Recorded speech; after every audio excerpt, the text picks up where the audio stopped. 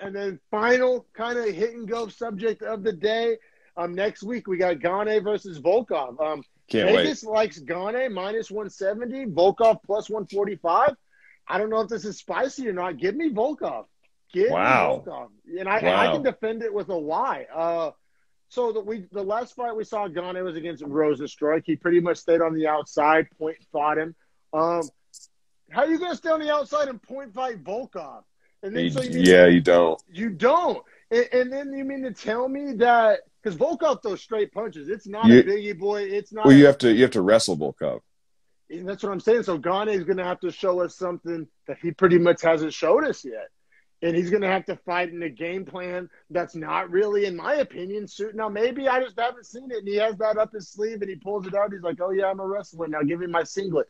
But See, I think Gane's got like that 5-tool kit. Like I think he does everything pretty well, but nothing spectacularly.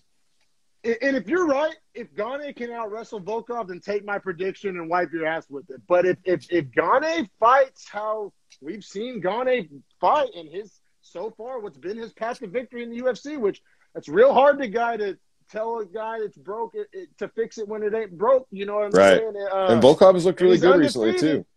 Gane's undefeated, which usually that's a good thing, right? But we talk about there's this weird thing of not wanting to see that go, and it's you mean to tell me Gane's not going to dance with the date that brought him?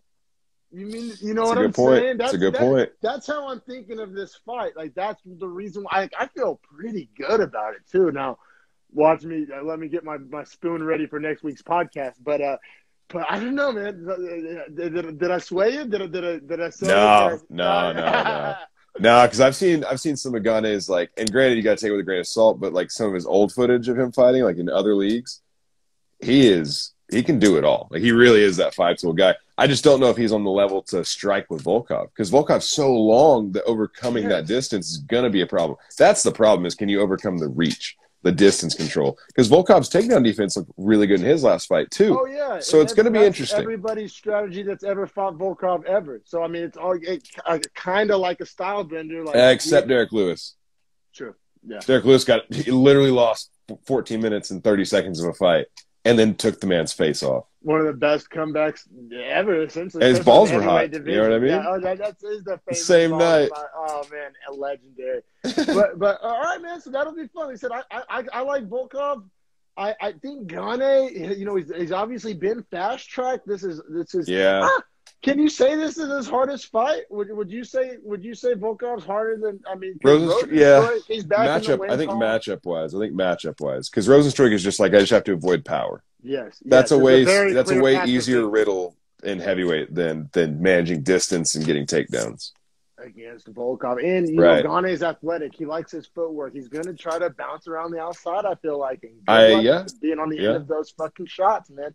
But man, a great episode, a lot of fun. Last night's card ended up being a lot more fun than I think we thought it was going to be. This episode was a lot of fun. Go subscribe on YouTube. Beefy Boys Breakdown. Follow me on Instagram at DreadfulTalkDom, Harrison_Madden, at Beefy Breakdown on Twitter. Support the movement. Thanks to everybody that watched and tuned in. Thank you so much. Yes, sir. See you next week, brother. See you, man.